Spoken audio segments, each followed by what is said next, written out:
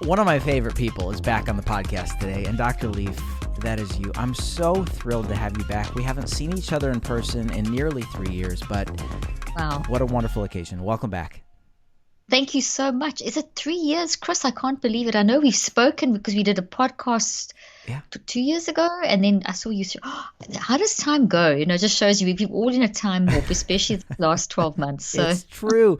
Yeah, we well, were it's so good seeing backstage you again. together at Catalyst Conference in Atlanta, That's and right. you and Mac and I were chatting, and that was it. And then the world just changed. So, Gosh, but here we are. the world changed. Here we are, and we're connecting again. It's so good to see you. It's so good to Likewise. chat. I Likewise. remember we had a fantastic We conversation did. last time, so We it's did. really, really interesting. Well, it's a thrill to have So you back. thank And, you. Dr. Leaf, Thank I tell you. you what, where I'd love to start is your groundbreaking research has changed my life and changed the lives of so many with all of the conversations even we've had. Yeah. What brings your work and experience to this specific inflection point today of cleaning up your mental mess? I'm fascinated. Well, that's a lovely question, and I love the way you say that.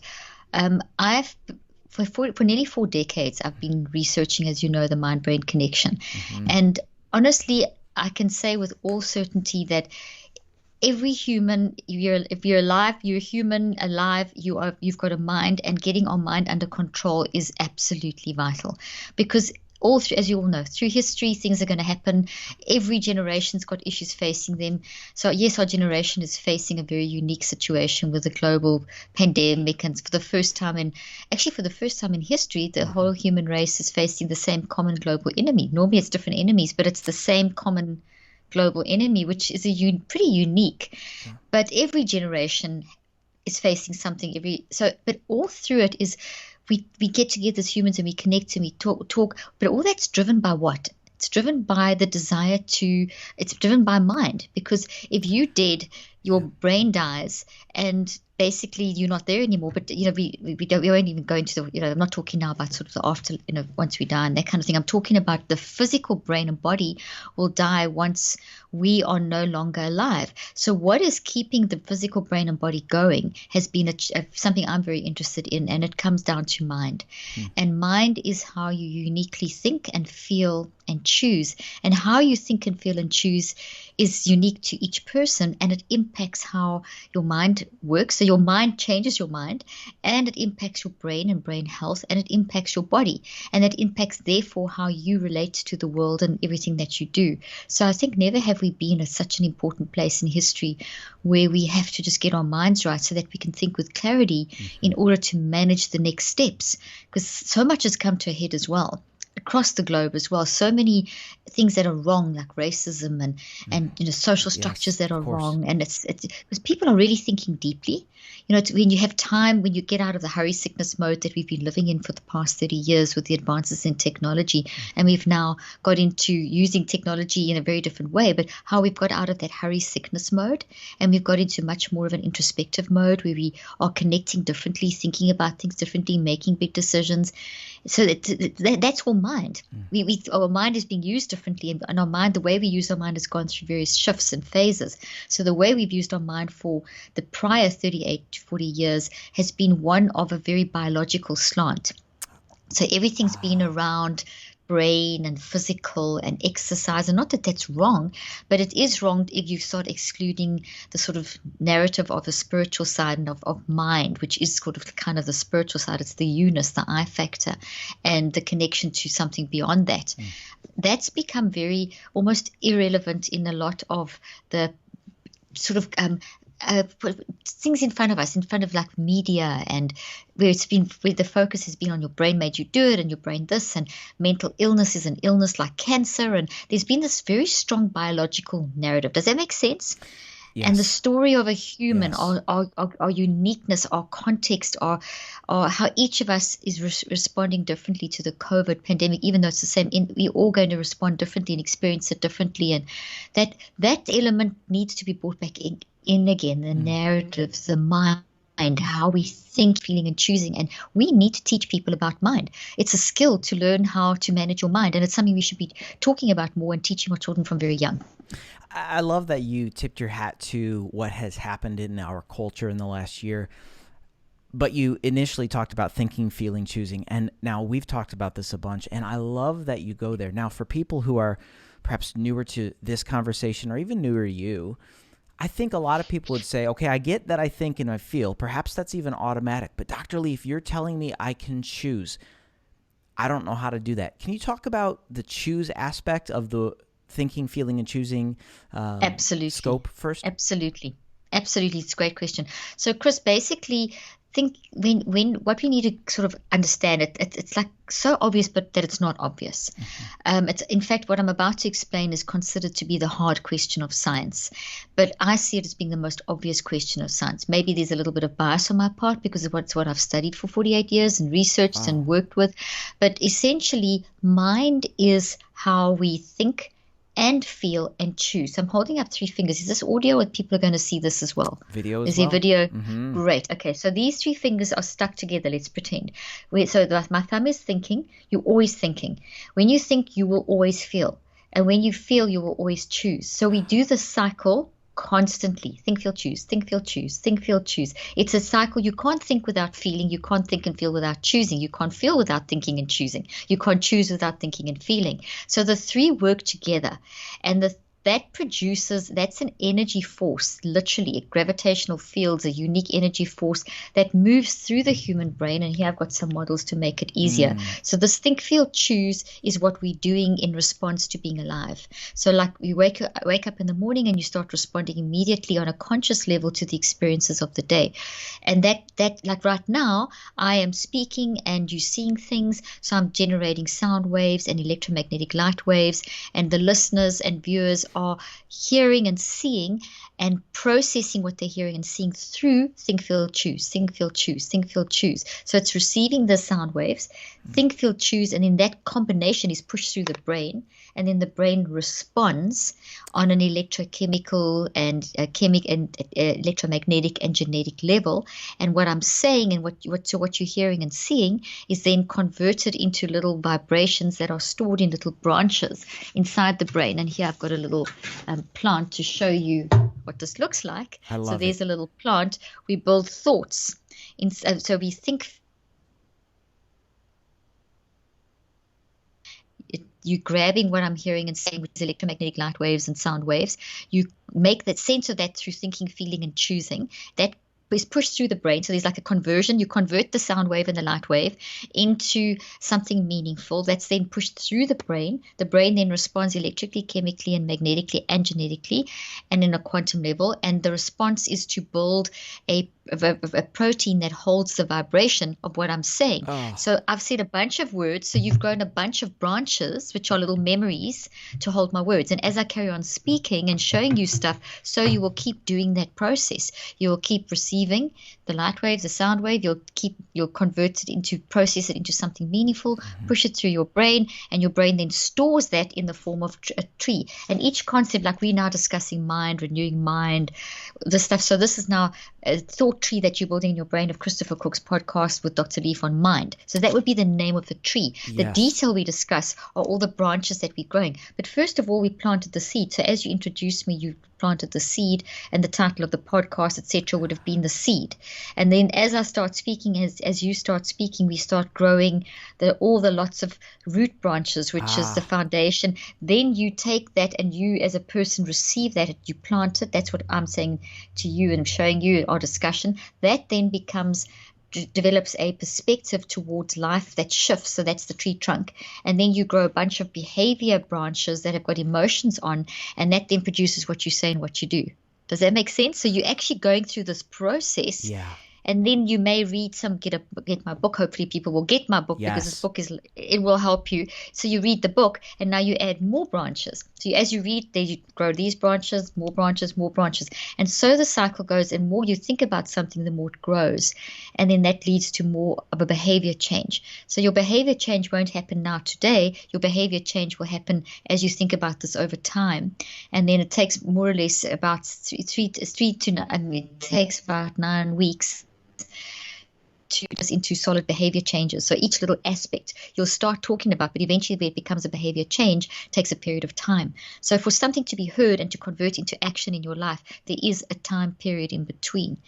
And so, and then we have that, people might say, hang on, but I haven't, someone says something to me and I get upset and I have a response, I'm reacting immediately. Yes, you are. So someone says something to you, that's a seed, and you have that creates this is a Yes. seed. I'm frustrated is the tree trunk, and there's the detail of how I'm going to behave, and you snap back. So there's the instant thoughts that we build, which are the automatic response, not automatic, the instantaneous in the moment trees that we grow. But those trees, very often, if we were reacting, are linked to an existing tree of that connection with that person that you maybe just had an argument with. So you pull on that, and actually this grows onto that.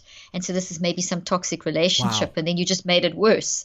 So every experience we have is connected to some other tree that we've got in our brain, thoughts in our brain. Just lots of stuff I said there. I don't know if you want to unpack it with some questions.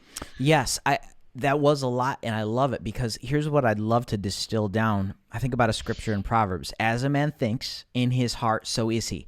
What I heard you say is, and guys, lean into this, our ability to navigate our thought life dictates the biochemistry in our body that affects every area of our life. Is that correct, Dr. Leaf? Exactly, absolutely.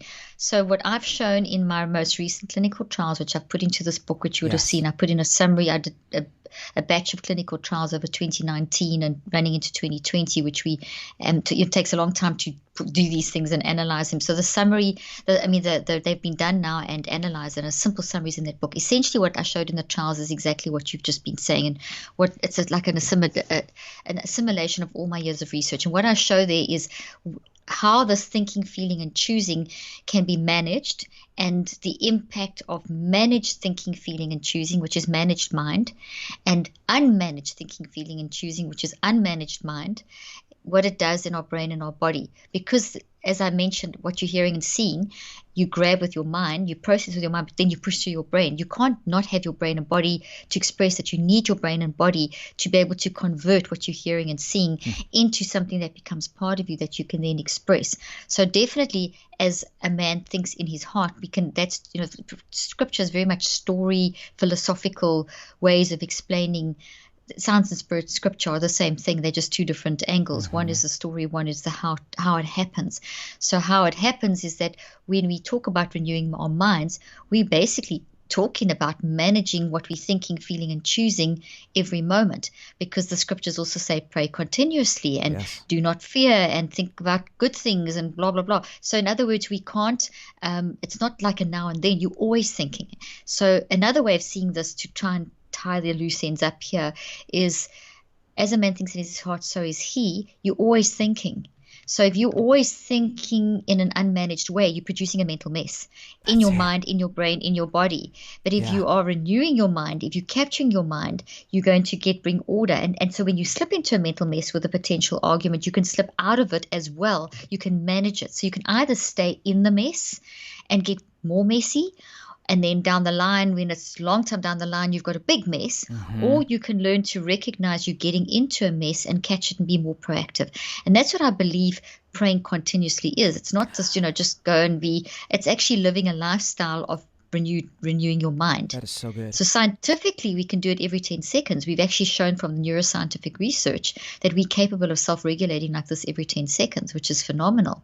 So it's not, it doesn't mean I'm going to put you on you're not going to sit with your timer and think it's just, it becomes a way of life. And that's what I teach you how to do in this book, is to understand very consciously and very deliberately what the process is to renew your mind, to capture these thoughts and renew your mind, and to know how to respond in the moment, and also to deal with the established stuff like traumas and toxic habits from the past, because it's always two levels. It's the in the moment stuff, and then it's the past stuff that also influences our in the moment reactions. So it's working on both levels, and all that is mind management. And that's a skill that we're supposed to be learning and developing.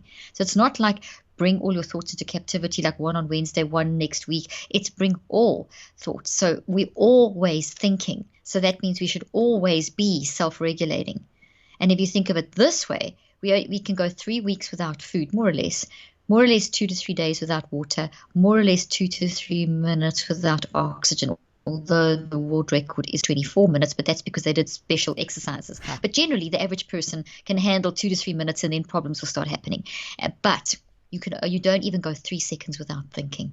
So you are always thinking, and when you think, what do? You feel. When you think and feel, what do? You choose. So you're always thinking, feeling, and choosing. So choosing, which you asked me right at the beginning, how do we control that? Choosing is reliant on feeling and thinking.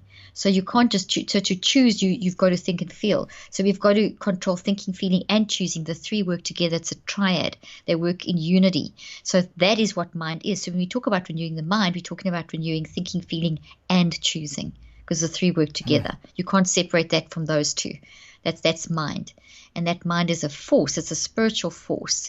And what's also amazing, Chris, is that I don't want to jump ahead of myself, but you want to ask, because I can explain to you about wisdom and stuff and mind. And did you want to ask some questions around what I've just said before I dive into that? Actually, what I want to do is take a quick break, and I want to tell folks right now to go to wintoday.tv/episode 232. Get a copy of Dr. Caroline Leaf's brand new book, Cleaning Up Your Mental Mess: 5 Simple, Scientifically Proven Steps to Reduce Anxiety, Stress, and Toxic Thinking. There's a core principle in a 5-step neurocycle, folks, that we're going to be unpacking with Dr. Leaf here in a moment. But Dr. Leaf, I wanted to take that quick time out so that people could access the resource right away. But go ahead straight away into what you were going to say, and then I'd love to actually step into the neurocycle. Absolutely. Let's do that. And I'm sure you'll put the link in the show notes, because people 100%. can get the book at cleaningupyourmentalmess.com and wherever books are sold. Yes. All the international, it's all. And I'll say this, I'm going to put a link to every one of Dr. Leaf's books, guys, because I have been a student of hers since we met. And I really believe it will change your life. So again, wintoday.tv/episode 232. Go there right now. But go ahead, Dr. Leaf. Perfect. Thank you so much. It's wonderful. Well, basically, okay, let's unpack. Where would you like to begin? Because I said so. What would you like to begin unpacking? You know what? If we could, can we go right to the crux of the conversation, which is around the brilliant 5-step neurocycle? I mean, perhaps walk us through each component and how to utilize it, and then we can kind of go back to the related parts. Absolutely. Okay. With pleasure. So to answer that, I just want to put a tiny bit of context, and then we can look at it, and then we can come back and fill in the context. I'd love to. So the five steps, it's a very simple process. It's not a technique. I don't teach techniques. It doesn't replace therapy. It enhances therapy. It doesn't replace counseling. It doesn't replace any technique that you may be using to help you to manage your life. What it is how to do it effectively. So the 5 steps is how you use your mind to manage your mind, to direct the neuroplasticity of your brain. And neuro means brain, plastic means to change. Your brain is always changing. So you can actually direct that change. So the 5-step neurocycle, neuro meaning brain, cycle, you're cycling through your mind to cycle through your brain, is giving you the insider knowledge on the sort of biohack, which is such a great word, to be able to manage your mind, to use your mind, to manage your mind, to change your brain. Sorry, I've been talking all day. Apologies for that. So the context, it comes from 38 years of research. It came in response to the need to develop some sort of a system to help my patients that were battling with traumatic brain injuries and learning disabilities and autism and Alzheimer's and trauma responses, having gone through trauma and that kind of thing. And I wanted to give them something that wasn't just do little tricks, but actually help them completely redesign how their brain is functioning and redesign how the mind is functioning. Does that make sense? It does. What I hear you saying, and again, for the listeners, I want to take a pause. What I hear you saying is this 5-step neurocycle, when implemented consistently over time, will allow our brain to experience neuroplasticity, to develop new brain trees, to develop essentially new biochemistry, which in a sense could very well change the course of our life. Absolutely, it will. So here's even take that statement even deeper. You're always thinking, like I said earlier on. You don't ever not think. And remember, when we think, we feel, and when we think and feel, we choose. So you are always thinking, feeling, and choosing 24/7. So that means your brain is always changing, because your mind, the thinking, feeling, and choosing, changes your brain. So your brain is always changing. Your mind is always changing, because you're in life, experiencing life. So you can't stop that process. But what you can do is direct it. So if you don't direct the process, you become a reactor instead of a responder. And the chances are you won't use your thinking, feeling, and choosing in the best way, which means that you won't direct the correct energy through the brain, which means you won't build the most healthy version of the thought that you could, this little protein tree-like structure. And I was holding them up earlier on. Good mind management will build these toxic mind management will build toxic thoughts, and toxic experiences build toxic thoughts. So sometimes we build toxic thoughts completely as a survival coping mechanism. So, for example, if you've experienced some sort of trauma or some level of trauma, then you end up building these toxic thoughts or these toxic trees. So, and that has to be dealt with over time. And we can talk a little bit about trauma and that kind of thing a little bit later on. Yes. Once we understand the big picture.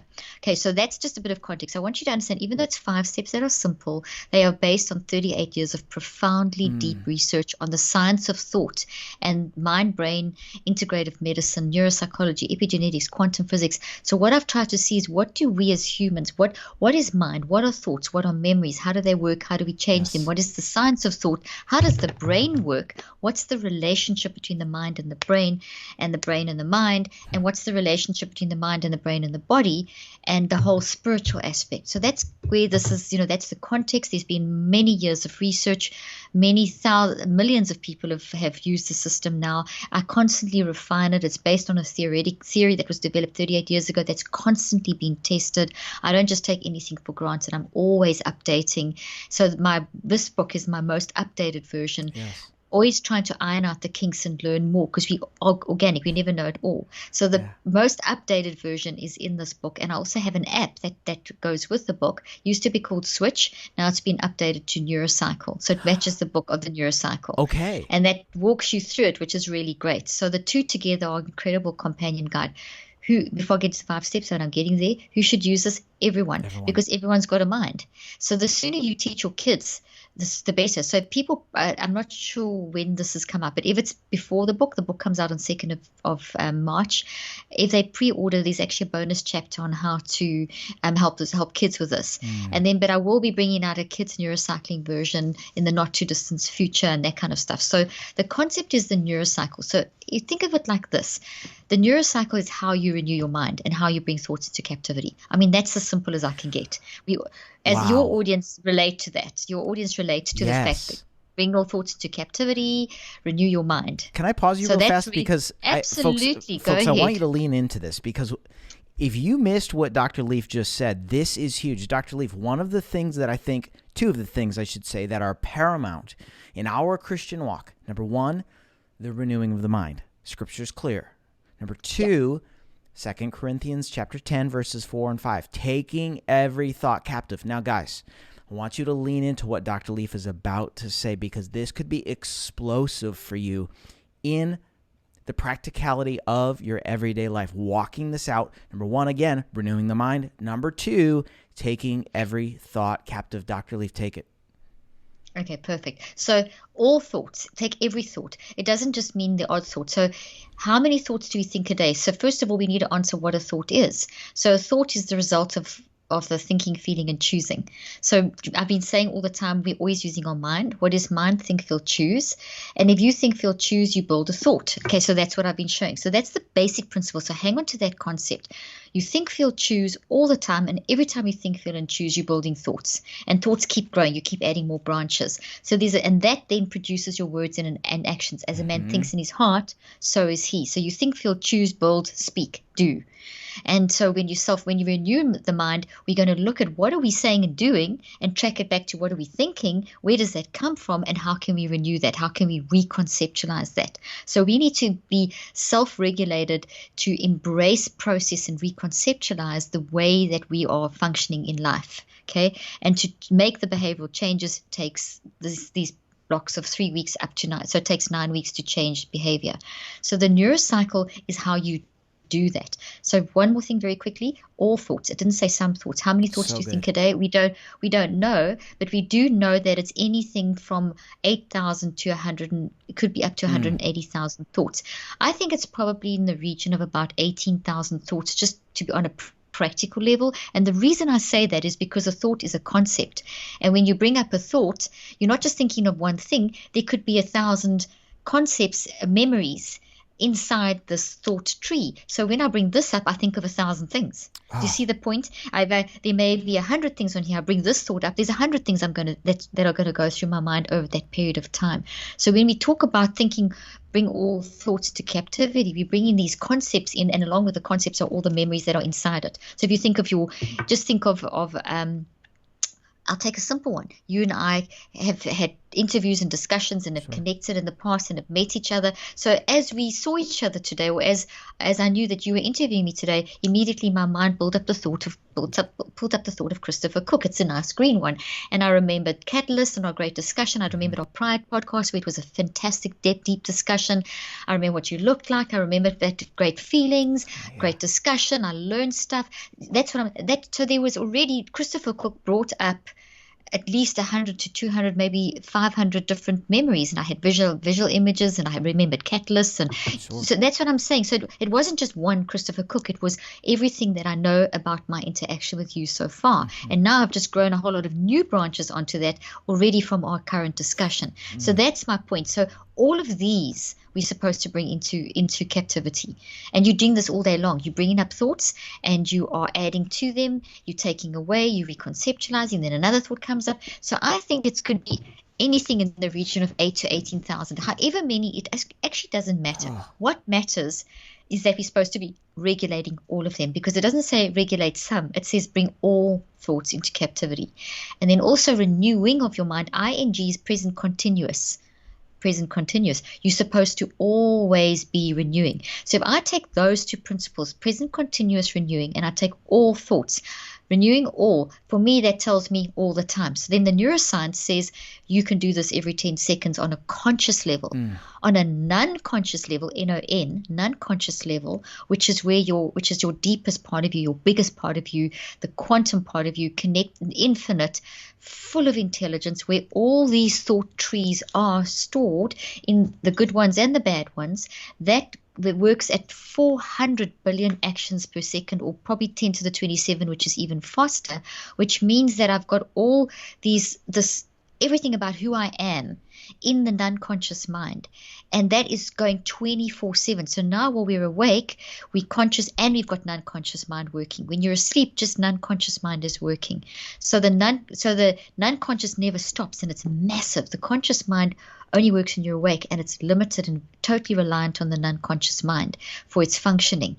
And it's the non-conscious mind is the driving force. The uniqueness of personality is coming from the who I am, your nature. Everything is stored within the non-conscious mind, and that's what what we would talk about if we talk about God. We choose to be connected to God on the non-conscious level, which is, and also on the conscious level. But the conscious level is the gift that we have of having free will, of veto power. As a conscious person, I can decide I'm not going to believe anything. I'm going to argue with this one.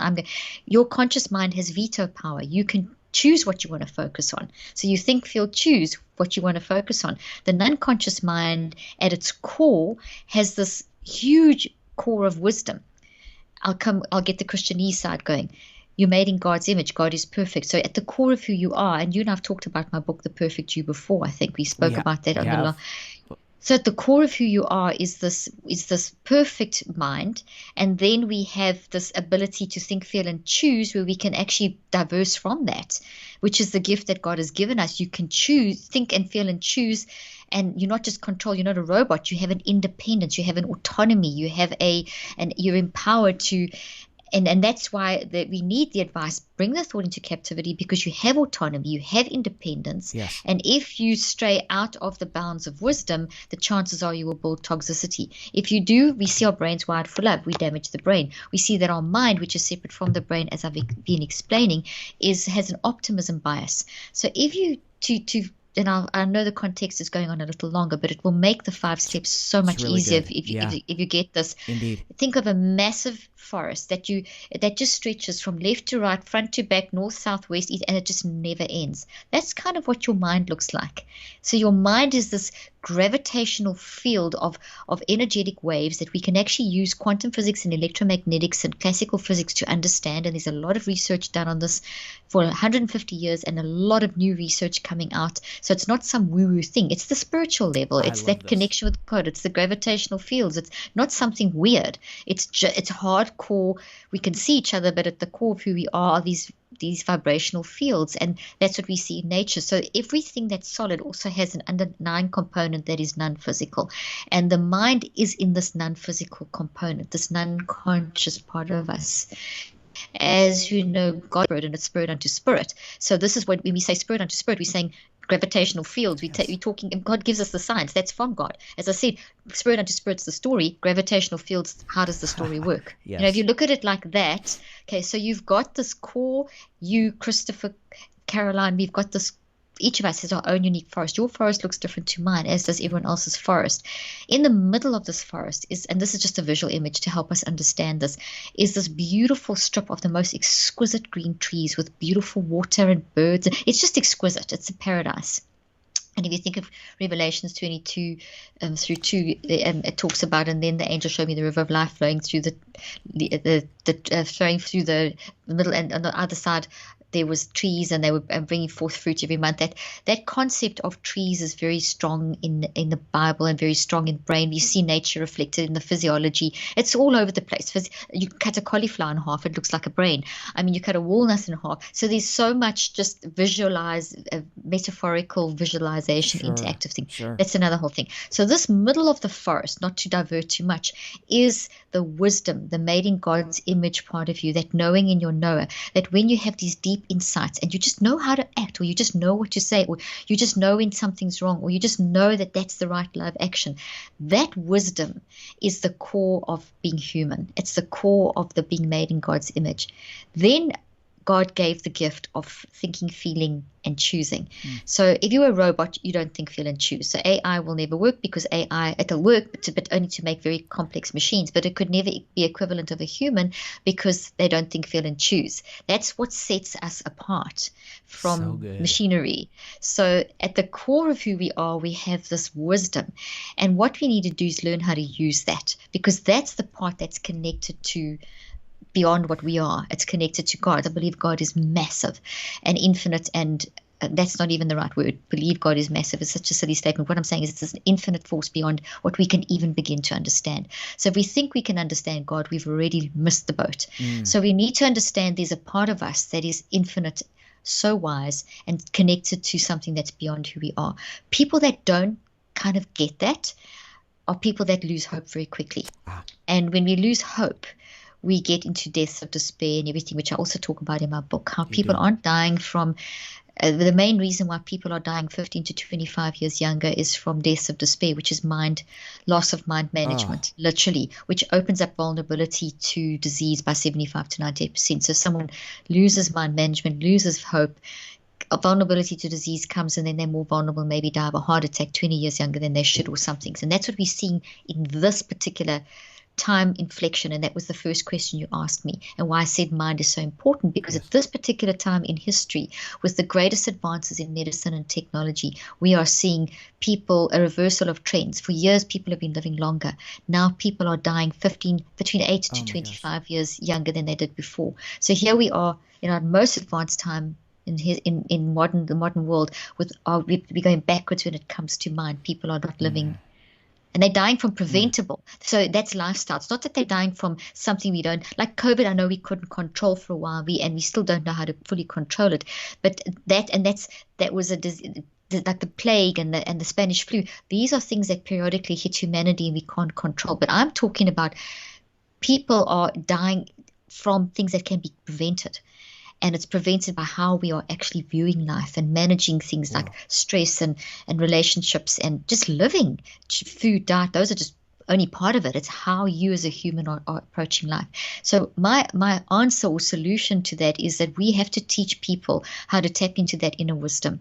And the only way that we can teach people how to tap into that inner wisdom is to tell people about the thing that does that, which is the mind. So just saying that, I'm using my mind. So not losing, using. So, and we make a mess all the time, and it's also okay, because that's part of the journey. In order to be able to learn to use our wisdom mind, we need to go through the journey of making the mistakes, having the arguments, getting into the messiness of life, because it's only accepting the messiness of life that we can repair and we can grow. So growth comes from that messiness, and we get very scared of arguments. It's very frightening if you have an argument with someone and disturbing, and someone gets very upset and they react in a very ridiculous way, which may seem to you very explosive and ridiculous way, but and you may just want to get mad at them. But there's a mess there, and that's an opportunity for you to draw on the wisdom mind in order to be able to repair and grow both in you and the person. And that's also what the neurocycle will teach you to do. If you're in an argument, you can go through a neurocycle to analyze yourself, to analyze the situation. You can use a neurocycle to help move forward and repair. So that's kind of the foundation. And so now with that in mind, with this visual, yes, last thing, and then the 5 steps will awesome. make the neurocycle Great. will make so much sense, is that when we are, it's like now people are listening and I've said all that stuff and you're building what I'm saying in your brain. Okay, so it doesn't just go in your brain as a tree. It doesn't just go into the brain. Here's the brain again, as these thought trees, which are tiny, not as big as the one I'm holding, but they also grow in the forest. So your mind, which I've just described as this forest, it's a forest of not actual, it's like vibrational, it's vibrations. So the middle part, when scientists talk about being wired for love, and Nobel Prize winning physicists have talked about how our mind and our brain are wired for love. What they mean is that they'll pick up the vibrations, and a love vibration's got a very beautiful, even rhythm, versus someone who's angry or toxic or depressed or hating or whatever, in anger, toxic anger. It'll be very erratic kind of brainwaves, and you'll also see that in the heart and in the blood and in the physiology, in the DNA. Even the DNA will start being affected. It starts the little telomeres, which are a proxy for managing mind, and they're the ends. If my fingers are cross chromosomes, telomeres are my pink fingernails. Telomeres are vital to being able to rebuild cells, and we make millions of cells every second.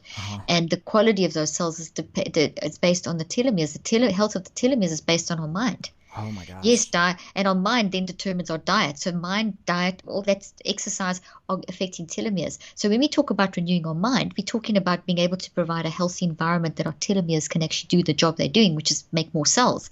Otherwise, if we don't have healthy cells, if we don't, our biological age will start getting older than our actual age. And I saw that in my most recent trials. I actually put that into this book. Oh my gosh. And where I saw, yes, it's incredible, in our control group, where they weren't given any mind management. They were just made aware of their problems through all the testing we did, psychological, brain, blood, DNA. So they knew, that's why they entered the study, but they'd had no help to manage their mind. Their telomeres got shorter, their inflammation got worse, their cortisol levels got worse, their brain was like insane. It like they had red spots all across their brain. So we saw like dangerous levels of the incorrect kind of energy in the brain, which meant that they were not able to think clearly. They'd feel stuck. They were ruminating. They were unhappy. They were depressed. They were feeling like no hope. Yet when the experimental group that got the mind management, that process reversed. The telomeres got longer. They got healthier. A simple way of understanding this is that some of our subjects in our study were, and I'll just give a random example due to protecting people's privacy, but one of the subjects in the study had a biological age, which means the age of their body, that the organs of the body were 35 years older than their actual age. So they were in their mid-30s, but they had a body of a sickly, not even a healthy, sickly 65-year-old. And so when you are 30 to 35 in that age group, you have a body that is a sickly 65-year-old. Obviously, you're now much more vulnerable to anything out there, any virus, any disease. It means your heart's compromised, your brain, your body. And that's why what we talk about the mind-brain interaction. But what we saw with those experimental groups, we had someone who started off in the experimental group with that profile. Within 9 weeks, their biological and chronological age had matched. They were matching. So, in other words, in 9 weeks, they managed to change the age of their biology to biological age to match their chronological age. And that's we had significant changes in cortisol. So when we all know about cortisol, when you're feeling like stress is out of control, things are out of control in your life, your cortisol levels will climb, which means that your glucose levels and homocysteine, all those blood markers will do the wrong thing, which means that you now also once more vulnerable to disease. So we saw with mind management, the neurocycle. When I talk about mind management, I'm talking about the neurocycle is the process of mind management. It's the process of renewing the mind. Mind management is renewing the mind. When you use that, we saw cortisol levels drop to normal levels. We saw DHEA, which is called the mother hormone, increase to the right levels. We saw homocysteine, which reflects inflammation in the brain and the body, and more inflammation, more disease, totally dropped to normal levels. We saw telomeres. So it means we saw brain, like the brain of people that were totally stressed at the beginning, totally depressed or anxious, whatever their situation was, because we got all the narratives. We got not just psychological testing and blood, we also heard the person tell us who you are, what's your story, what are you going through, why have you entered the study. And that's the most important part, not you as a blood marker or you as a disease, but you as a person.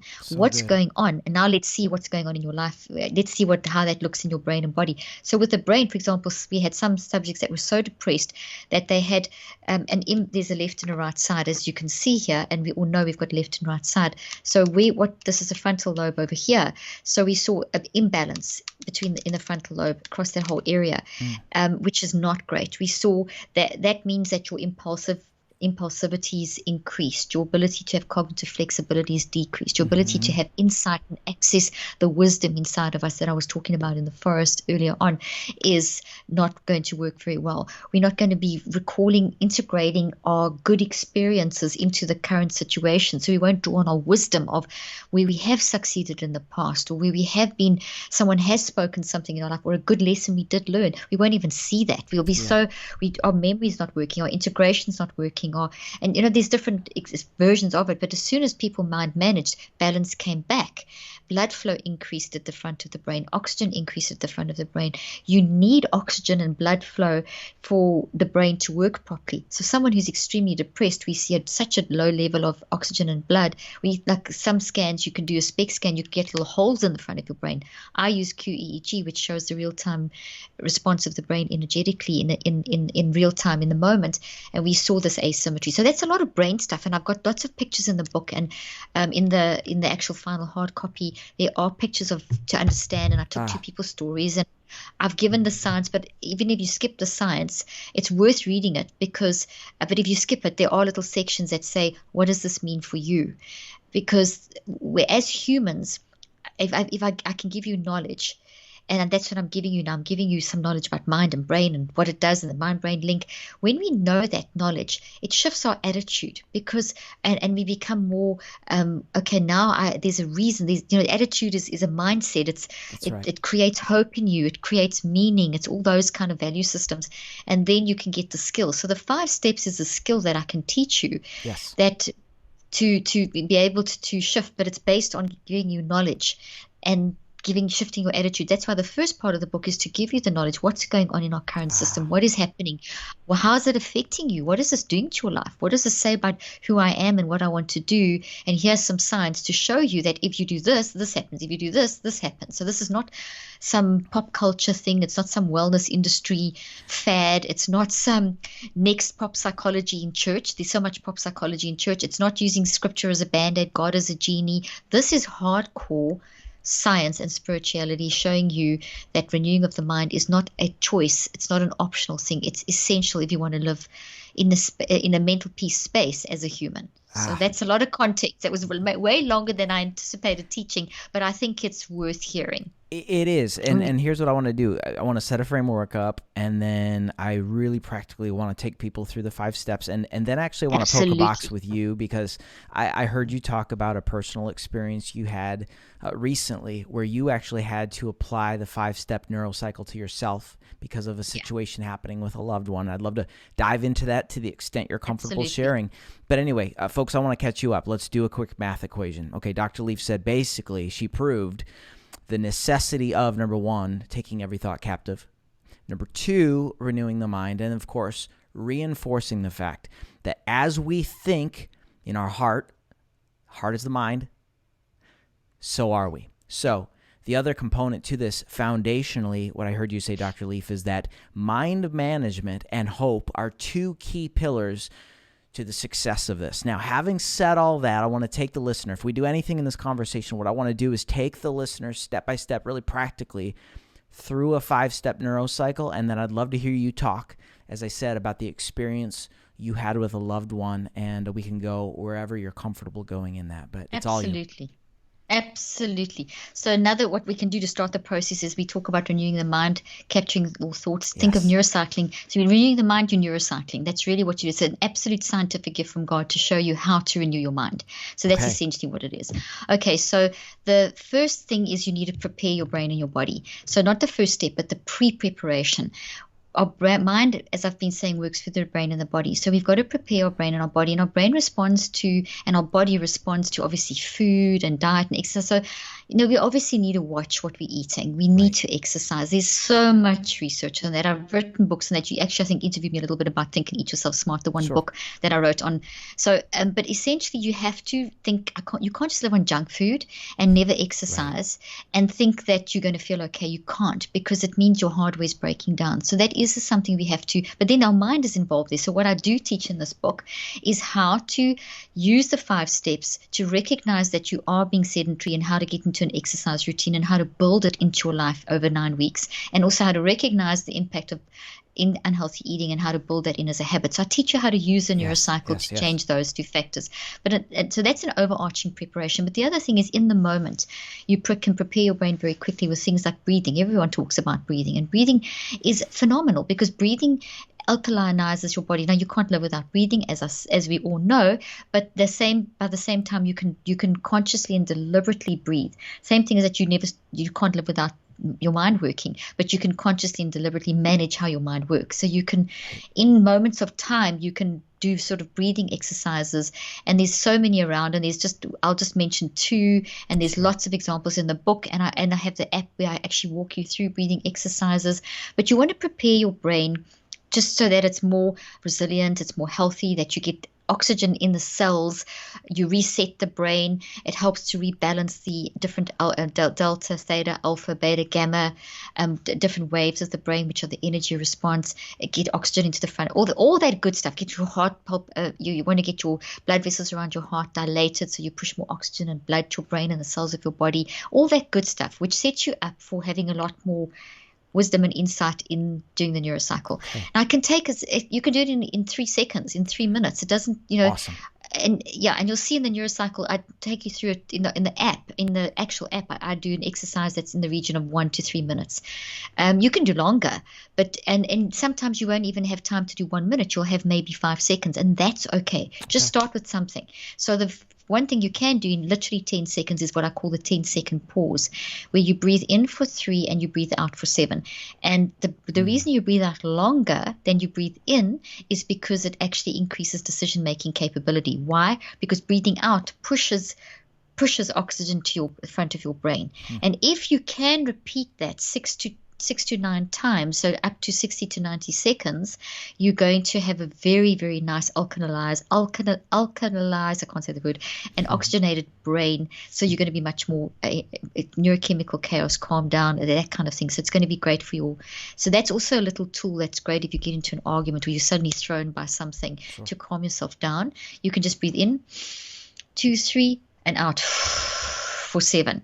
And then you add, this really increases effectiveness of this brain preparation exercise. And as I said, there are many. And you add a cognitive component, which is say the words, think, feel, and choose while you're doing it. So you breathe in for 3 counts. So as you breathe in, 1, 2, 3, as you inhale, you say think, feel. So instead of counting to 3, you go think, feel in your mind. So you're not, I'm trying to say and breathe at the same time. So imagine I'm breathing in. Yes. So, but in my mind, I'm saying think, feel. And as I breathe out, I'm saying choose. Wow. So you're adding the cognitive to the breathing. It's intentional and deliberate. Well, you've just put yourself into an incredibly resilient and ideal biochemical state for doing hard work of whatever it is that you need to do next. So that's an example. The other example is box breathing, where you breathe in for 4. The Marines, you may know about it. Marines are taught to do this, and in very high sort of challenging situations, they do it to calm themselves down. So it's breathe in for 4, hold for 4, breathe out for 4, breathe in for 4. And then, so that's the box. In, hold, out, in. Then you start it again. So you just breathe in. You can do that 2 to 3 times. So you could do a combination of the 2 things, other brain preparation things, something as simple as havening. It's the power of touch. So you can just literally do this to yourself. You can see I'm just rubbing my arms. Sure. And that's just creating a quantum force. It's the power of touch, laying on of Love that. hands. And you're just basically calming down the parts of your brain called the amygdala, which then go to the frontal lobe. And the amygdala is like a library and sends messages to the frontal lobe of basically how you are feeling emotionally in that moment. And so by doing this, you actually calm down. You don't make your amygdala think, alert, on guard. You actually calm it down so that you get a good flow of that your brain opens up and things can flow. So there's little things like that. Another thing that a lot of Christians get very scared of these things, and they shouldn't because they're from God. But things like tapping. Tapping is just when you use your fingers and you touch your face, you're basically activating the electromagnetic forces. Now, if I walk past you and touch you, you're going to get an electromagnetic. You know that electrostatic, when you walk past someone, you get that kind of shock, or certain types of fabrics, you hold them up and they cling to you. That's an electromagnetic force. That's what I'm talking about. When you tap, you're basically allowing, because if you're very worked up, we can see in the blood and the neurochemistry that there's a lot of higgledy-piggledy things going on, and we can pick that up in the electromagnetics. So by tapping, you actually calm, breathing, tapping, havening, all calm down the electromagnetics that are flowing through your blood and through the neurochemistry, and that then enables the biochemistry to work properly. So it's not anything weird. It's totally fantastic. So you could just do some gentle tapping. There's many different methods of tapping. It's very, very, very calming in the moment. Anyway, so you can do any of those. I also have a couple of cognitive brain prep things you can do. So the whole point is prep your brain in one of these ways. As I said, I have examples in the book. Then you go into the 5 steps. Great. Remembering that the 5 steps are doing all this 38 years of science and all these forests and trees and brains and chemistry and DNA. All of that is being influenced by your brain. So by these 5 steps. So the first thing is you can't fix what you're not aware of. So you need to become aware and gather awareness. So now I use the word, I've been very careful in the words I've chosen because I want you to embrace, process, and reconceptualize. Now, this is very much a biblical principle, spiritual. Get away from the word biblical because it also limits. It's a spiritual principle. You can't fix what you don't face. We all know that. Everyone talks about that all the time. We've got to face stuff. If there's an argument that's occurred between a couple or between family members, you can't just shove it down. If you've gone through a trauma, you can't. It's somewhere it's going to explode in your life. We've got to deal with our stuff. The only way out is through. If you've got a brain tumor, you've got to go through the painful brain surgery. It's sore. You've got to get cut up to get healed, but then you will heal. So you've got to get sore to get better. That's the principle. So you have to embrace. You have to be aware of. You have to face. Jesus modeled this in the garden. So now what I'm going to do to make this really easy is I'm going to model the 5 steps along the story of Jesus in the garden. Let's do it. Okay, so Jesus showed us how to embrace and gather awareness. Okay, so overarching principle of the 5 steps of the neurocycle are we embrace, then we process, we reconceptualize. So an analogy for that is think of a house, an ugly old house that you decide to buy and renovate. So it's terrible, it's ugly, mold everywhere, it's awful. You take photos, but it's a great neighborhood and you've got this great plan. So you acknowledge, in other words, you embrace the ugly, you gather it into your fold, you take the photos in order to deconstruct it, to reconstruct it, and then you eventually have a beautiful new home, beautiful new mental space. That's what we're doing. We are embracing this in order to fix it. You can't fix what you're not aware of. And that's throughout the Bible. Right. We are encouraged to face our issues, to get in what is it that you are feeling and what does that mean? And that's what embrace means. Embrace we see, and then the processing is the breaking it down. So you've got to find it, you've got to break it down, and then you've got to reconstruct it. Okay, so Jesus in the garden, we see big picture, embrace. Jesus went in the garden to embrace what was going to happen to him. Then Jesus processed in the garden and died on the cross. Okay, so there was the processing, and then the reconceptualizing. Jesus rose again with the wounds in his hands. So that is now Jesus went through. It got worse before it got better, but Jesus reconceptualized and rose again with what Jesus did on the cross. That's reconceptualization. That's the basic thing of embrace, process, reconceptualize. So Jesus models mental health for us and mind management for us. You can't hide from stuff. You have to get in the garden. You have to embrace it. You have to gather awareness of what am I doing? What's going on? Jesus gathered awareness of the sins of the world, all the story. You know what happened with Jesus. He's gathering awareness, not fighting it. Now that gathering of awareness led to Jesus, and the processing led to Jesus blood, literally popping veins where he was bleeding. And that physiologically is very possible. When you're incredibly stressed, the blood pressure can increase to the point where you can burst blood vessels. So that's a very strong indicator of the mind-brain link that Jesus is demonstrating. Nowhere did Jesus say, go take Prozac and go out and duck and whatever and avoid. It was, you got something that has to be dealt with. You get in the garden and you face it. So embrace. The first step is gather awareness. Get in the garden, face it, accept it. How do you gather awareness, and what are you actually doing? You're gathering awareness of your warning signals. Like an alarm wakes you up in the morning, your warning signals wake you up. They are symptoms of an underlying cause. So warning signal may be, for example, there's two types. One is emotional, and that's things like depression, anxiety, frustration, constant anger, constant irritation, constant snapping, whatever. There's something that you're doing, and all of us do this. This is not unique to only a type of person. If you're a human, you've got these messes going on in your life. You've got to embrace our messes to fix the messes. So you focus on the emotional warning signals, and so you stand back and observe yourself. You self-regulate. We spoke about this earlier on. Yes. You bring the thought into captivity. So what are you bringing first? I'm really irritable lately, or I'm really depressed lately, or I seem to be getting so anxious and depressed all the time, or I'm feeling like life sucks, or I'm really feeling stuck, or I'm feeling like every day I wake up and I try, but I feel so under pressure, or whatever. So it's emotional. Then as you become aware of that signal, you then look at the physical. What's the feeling in my body? My heart's palpitating, my body's tensing, I'm feeling like physical pain, I'm waking up with this physical heart pain. It feels like I'm going to have a heart attack. Yes. And I'm so anxious. So that's what you become aware of first. And notice how I'm pointing to above the tree, because this is the signal that this tree is emanating, because every tree is emanating a signal, and it manifests in how we are functioning. So what is our attitude? The signals are kind of showing a depressed attitude, feeling sick attitude, feeling whatever it is. So the emotional, physical warning signals, you then become aware of those. From neuroscience, we know as soon as you become aware, it becomes changeable. You shift the power balance. No longer, when it's non-conscious and you're just living in that emotion or that state, it's controlling you. The minute you're aware, as painful as it is, you now have shifted the power balance. You're now controlling it. And also scientifically in the brain, the minute you're aware, these little protein bonds weaken. So gathering awareness is emotional, physical warning signals and your behaviors. What are you doing? What are you saying? How are you acting? What are your facial expressions? What's your non-verbal communication? How are you responding? Are you overreactive? What are the emotions that are attached to those behaviors? So you start digging and gathering awareness. So then you go to the second step. So this embrace is really, embrace brings into your fold. It's not just become mindful of. It's much more than mindfulness. Mindfulness was created in the brain preparation. Now we're gathering, we're bringing it into our fold, we're facing, we're acknowledging, we're seeing it as helpful, not as bad. We're seeing this as, hey, these are messengers. And then you start reflection, huge, beautiful word that is ask, answer, discuss. Why? And you start digging.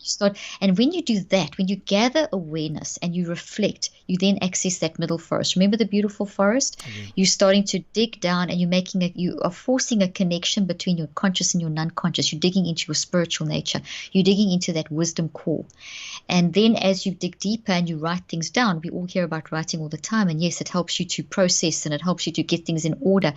If you write down, there's two ways you write. The first way in step 3 is to get your brain on paper, get your mind on paper, pour it out. No literary wonderfulness. Just write whatever comes up. Write the answers that have become started manifesting through the gathering awareness and the reflect step. I recommend writing in the form of a metacog, which I teach you in the book and in the neurocycle. There's a little video, and it's a way of arranging words on the page where you don't write every sentence or every full sentence. You write 15 to 35%. So you kind of, or you can write full sentence. It's a mixture. It's a mixture of just throwing out words, throwing out little phrases, and it's in a branched format. So it's not linear. It's kind of in these little groups. So it's start in the center with the name of the thought tree, and that will change as you go along. And you just put these words on branches, everything on branches, like trees, leaves are on branches, and each branch is connected to the previous branch. That's what a metacog looks like. But I'll give you the details of how to do that with pictures and so on in the book. Then, so writing is going to help you dig deeper into that forest, to draw on your wisdom, to analyze. It's going to give you increase your insight, your introspection, your ability to see what you didn't see before. So each step is taking you progressively deeper with deeper levels of insight. And then you get to the tree trunk, which is the perspective that you have, because all these things give you a perspective. So as we go from the warning signals to the behaviors, gathering awareness, to the reflect, where we're digging deeper, the right, where we're going even deeper, the recheck starts really helping us. The reflect will give us the tree trunk, which is our perspective. Life sucks. I hate life. I'm unhappy most of the time. I have shame. I am shame. Whatever your perspective is. And that's kind of an eye-opener. And then that will eventually take you to your roots. But your recheck then is to look at what you've written and to make sense of it. Look for patterns, to mental autopsy, look for activators, look for why, when does this happen, and how could you see it differently? So you start giving yourself advice, and that starts giving you insight into the roots. So by the time you get to the recheck, you're starting to get glimpses of the roots, but it will take you at least 21 days of doing this daily for 15 to 45 minutes, of going through these 5 steps like I've described, and there's detail in the book, as you know, in different applications and examples. You're going to have to go through that daily, and only by around about day 21 will you finally get a full picture. So maybe at day 4 you start getting this part, and day 5 you get this, and day 7 you get that, and day 14. So by day 21 you've got a pretty good idea of the roots of it, which is the origin story, which then brings you back to the actual incident.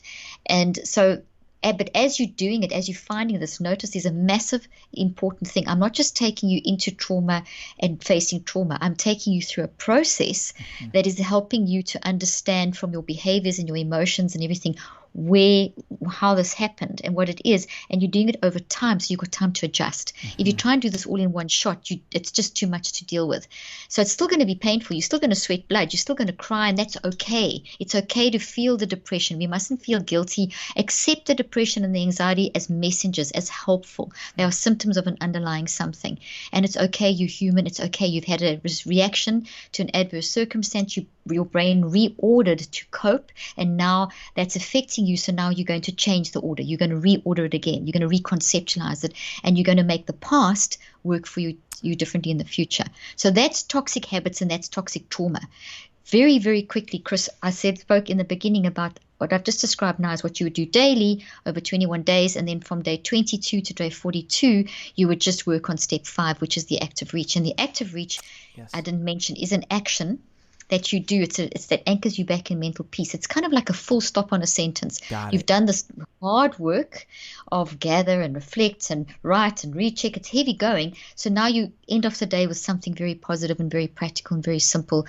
And it could be as simple as statement as don't say if only today, or I'm not shame, even though I think I am shame, or sing a little song every time I'm feeling like this anger, or remember to breathe, do 10-second pause every time you feel like you're getting that. It doesn't matter what it is. It's anything that works for you. And I give lots of suggestions in the book and lots of suggestions in the app as well of what you could do for active reaches.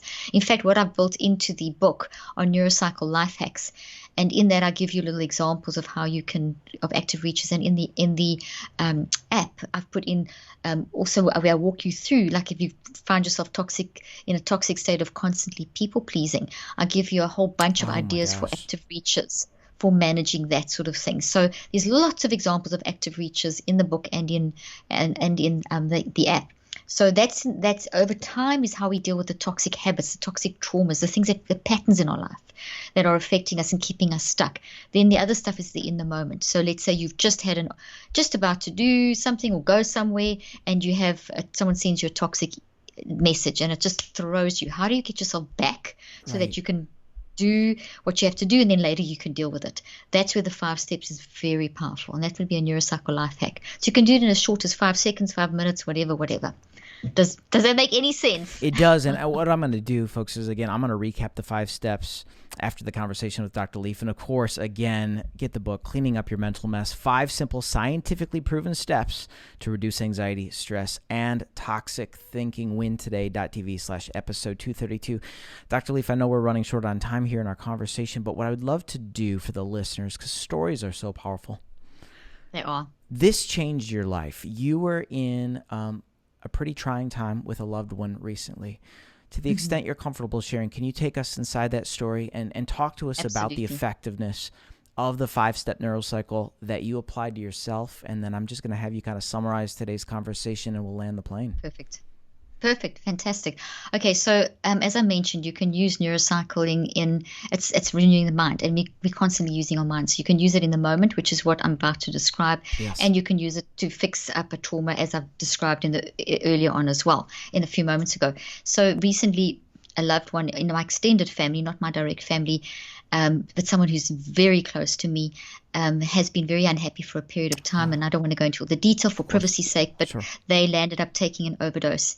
And I was the one who actually found them and went into hospital with them. And as you can imagine, the trauma of that was beyond belief. And, you feel like, oh gosh, it's like, it's terrifying. It's all I can say. So I was thrown into a state of complete and utter terror, but I had to keep my head on, because in those cases, in the current mental health system in this country, very seldom do they let a person stay with immediately, like psych ward, and it's like they stabilize, and you kind of lose control of the person, and Sure. there's no one to advocate for the patient. So besides dealing with the trauma of the situation, there was also the potential trauma of not being able to be there to advocate and to make sure that the right thing happened once the person was medically stable. And first of all, it was life, to keep them alive. Yeah. And so it was just to keep myself in a state of wisdom. I had to be able to. I couldn't fall apart. And it's in those situations, it's easy to fall apart and to just like cry and like sort of hand over to the professionals. And I knew that would be the worst thing I could do. So I neurocycled literally as we were arriving at the hospital, and they were trying to get rid of everyone and just take this person in. I neurocycled, and the neurocycle was quick. It was in my head. It's so much part of my life. I do this all the time. But I just gathered awareness. Okay, I was terrified. And I'm terrified of two things: of the loved one dying, and of what will happen if I don't get in there with that person to manage the situation, because of the whole psychiatric system and mental health. And I also knew that that person needed someone there. You need someone besides a stranger when you're in a bad place. So I gathered awareness of that. I actually what I'm saying, okay, I gathered awareness of my terrified state. My heart felt like it was bursting out of my chest. I did a reflect. My reflect was, okay, I know why I'm terrified. It's obvious. They've just tried to commit suicide. But my other terror was the whole psych system, and I had to stay with them. Mm-hmm. So I couldn't write in that moment because I didn't have, you don't sit down and write in that kind of moment. But you visualize. When you visualize, your brain also writes genetically. So you're building networks as you write. So because I've done so much of this, and because I've handled acute trauma so much, and I've trained and I've been a therapist, and I've helped people through, and I've worked in places like Rwanda and the genocide and apartheid. I'm very good at. I've learned how to develop cycles for acute trauma, and I've actually put a whole section on how to deal with acute trauma. This would be an acute trauma, so it's sudden and it's trauma. So because I've experienced acute traumas before, like everyone else, I had a strong lattice already built into my brain of what to do. So I automatically I pulled that up, that came up, and I automatically forced myself to go into that cycle. So I knew that. So what I did was I quickly visualized me succeeding through this. This person will live, this person, and I saw it was a quick visual. My right was, I'm terrified because of this, but this person's going to live. I'm going to get through this. It was a very quick visual, but I got that picture in my brain. I visualized that was my right. I quickly rechecked. This happened literally. This was in a few seconds. I rechecked and thought, okay, I have to reconceptualize. This is the situation, but if I don't stay calm, I'm not going to say the right thing. I'm going to not have any control. So my active reach was, I'm upset, they can see, but I'm going to stay calm. Yeah. The result of that was that they said, okay, you're being compliant, you can stay with this person. And so then the life-saving stuff was happened. There was a potential coding happened, when someone's coding, got through that, stabilized, the person stabilized. And in that I had been doing lots of little neurocycles to keep myself calm. Then the big neurocycle came once the person was stabilized and I was sitting next to them. Then, and I describe this all in my podcast, Cleaning Up the Mental Mess. Yeah. I then did a more intensive neurocycle that took me longer. And that was, okay, now we're here. The next stage is, psych ward, and I can lose control. And because I'm in the system, I know what that means. So I could feel myself panicking. Warning signals, I'm panicking. Okay, we've got over the first hump. Person's going to survive. I'm with them. Second hump. Now, how do we go from here? And so I recognized that I was starting to feel very, very anxious again. Warning signals. My behavior, I was tensing my toes. I realized my toes had gone to sleep. Such a silly thing, but I realized my toes so I could relax. In other words, I got cognitive control by looking at my physical and emotional warning signals. I then That was some of the things. Then I started doing my reflect. Okay, why am I feeling like this? And then I started going through the whole ask, answer, discuss. I'm feeling like this because of what I know, because if I'm not sure, I can't advocate. This is what could happen. They could land up with all this. So I started answering my questions, and that helped me get very calm. But the key thing here is, and it's key with this, is I did an MPA. MPA stands for multiple perspective advantage. And it basically is, in simple English, stand back and observe yourself. Split yourself into two. We can do that. We've got this incredible ability. Here was Caroline, the calm, wise Caroline, and here was Caroline, the mess, total mental mess in this situation. And I literally visualized myself sitting next to myself. I was sitting there and I was sitting next to myself, and I was saying, okay, let's gather awareness. Let's reflect. Let's write this down. There I had my computer with me. I had it in my bag. I'd grabbed it. I don't know. Oh no, my husband bought it for me, and I remember now. And so I had my computer at that stage. So I could write. I started doing the whole process, and I was writing down. Then I could recheck, which when you recheck, you also write, you're sorting out. And at that point, I realized that what I needed was to get advice from a friend who's a psychiatrist and a friend who is a mental health lawyer. And I phoned, I basically worked out exactly what I wanted to ask them. So my active reach was to contact them, and I spent hours on the phone with both. And through that, I got the right advice on how to handle the situation. And because of that, the situation ended up very well. And the thing, be on the other side, and this person is on the side of healing. They're neurocycling as well. They're going to therapy, etc., etc. But that could have ended as an absolute disaster. And there's a lot of things that happened that I don't really want to talk about at this stage, but that will at some other point. But there's how I had to keep oxygen and blood flow in my brain. I had to keep a balance between the two sides of the brain, because if I didn't, I would have not been able to say and do the right things. I also wouldn't have been strong enough for that person. That person said to me when they were cycling in and out of life and death, I never left their side except to go to the bathroom, I think twice in 15 hours. And in that 3 minutes, the nurses would come and, they came and stood by them, and immediately that person was agitated. That person said once they had come out and they could actually focus again, they said that it was a lifeline. They knew I was there. If I moved away from the bed, like even slightly to go and, pick up something or put my computer down or, pick up something to drink, they knew. So I made sure that I sat at the head and held their hand. So that connection was there all the time. Or I had my hand on the bed, or they just felt and they said they felt my presence. They felt when I went out the room. So that lifeline was in. They said that's what gave them hope to they were fighting. It was that life force between us, that love there, that was, so that, but I stayed calm enough. If I had the fear in me, if I had allowed that to generate to that person, that my extended family member, that would have been terrible, because they would have that fear would have made them, so that what they felt was constant love, that what they said, they felt constant love and calmness. They felt fear a couple of times coming from me. Interesting. And they were knocked out. They were completely and utterly, from the overdose. But they sensed when I was calm, and they sensed when I was panicky. And I used the neurocycle. Every time I felt panicky, I went through the neurocycle anyway, so that's a long version. I use it all the time. And just like you may have there's a podcast on how I had a little argument with one of my daughters, and I was totally wrong, but how we got it was just both of us worked up and rushing. But it happens. I'm not embarrassed to say it. I embrace it. I own it. I don't see it as a problem, because I'm not going to stay in that argument. I know that an argument's not going to get the better of me. I know I have to deal with it. So I dealt with it. How? Through a neurocycle. And we ended what could have been a disaster. So it's everything. I'm a mental mess. That's why I need the book. But I know how to get out of it quicker, Chris. And that's where we can land the plane, is mind management just shifts how you do life as a human. It's hard and tough, but you can embrace it and process it and reconceptualize it. Folks, mind Maybe management. I should end with a story. Go ahead. There's mind management's like the kintsugi principle, and I do have to go. I've got another interview in 8 minutes. The kintsugi principle is a Japanese art form where if a vase shatters or a pot breaks, they don't sweep the pieces away. They rebuild with gold lacquer and platinum. So they reconceptualize a beautiful new vase, and every vein with gold and platinum is part of the story. That's what I'm teaching us to do. That's right. Embrace the messiness and reconceptualize it so that it becomes a beautiful new vase with all the lessons and whatever. So that's a nice philosophical visual to leave people with, which is what mind management does. And neurocycling does it. It's so powerful and so scientific. I love it. Dr. Leaf, you're a gift. Thank you for being here today, guys. Again, wintoday.tv/episode 232, cleaning up your mental mess, mindfulness, mind management.